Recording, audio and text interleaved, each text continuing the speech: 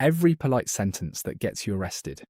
Every sentence I'm about to read out to you sounds polite, helpful, the kind of thing a decent, honest person says without thinking, because they've got nothing to hide and they just want the stop to be over.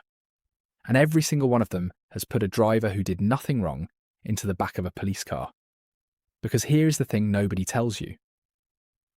At the side of the road, the officer at your window isn't really listening to whether you're guilty. They're listening for a few specific sentences. An admission, a yes, a little thread they can pull. And the moment one of them leaves your mouth, a routine stop quietly turns into a search, a caution, or an arrest. You think you're being cooperative. They're hearing a confession. So today I'm going to give you the 7 sentences that do the most damage, the exact words that get ordinary innocent drivers arrested, and for each one, what the officer actually heard and what you should have said instead. And I promise you, by the time we're done, you'll recognise at least 2 of these as things you have said word for word at a real stop. Stay with me to the end because I'll give you the one calm sentence that makes all 7 of these impossible to trip over. And before anyone thinks this is anti-police, it isn't. Most officers are decent people doing a hard job, and none of what I'm about to say is about being rude or obstructive to them. It's the opposite. It's about being calm, polite, and precise, giving them everything the law says you must, and quietly holding back the things that only ever get you into trouble. Knowing the difference doesn't make you difficult, it makes you safe. I'm Oliver Bennett. For 15 years, who I am, I defended people in police stations and courtrooms across England and Wales. And I sat across the table from person after person who was not a criminal, who was simply nervous and friendly, and talked, and who handed the whole case away in the first 60 seconds at the roadside. Not with a crime, with a sentence.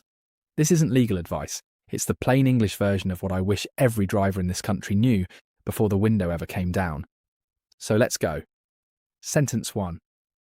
I've only had a couple through the 7, and let's make sure not one of them ever comes out of your mouth by accident. Sentence number 1. And it's the classic, especially at night. I've only had a couple. You get asked, have you had anything to drink this evening? And because you feel fine and because you don't want to seem shifty, you tell the truth. Just a couple. Nothing major. And you think you've been honest and reasonable. What the officer just heard is the one thing they needed. Because here's the law most drivers don't know. An officer cannot simply breathalyse you on a whim. To require that roadside breath test under the Road Traffic Act, they need grounds. A genuine suspicion that you've got alcohol in your body, a moving traffic offence, or an accident. Have you had a drink tonight? Is very often them trying to generate that suspicion out of your own mouth, and I've only had a couple hands it straight to them. You do not have to narrate your evening.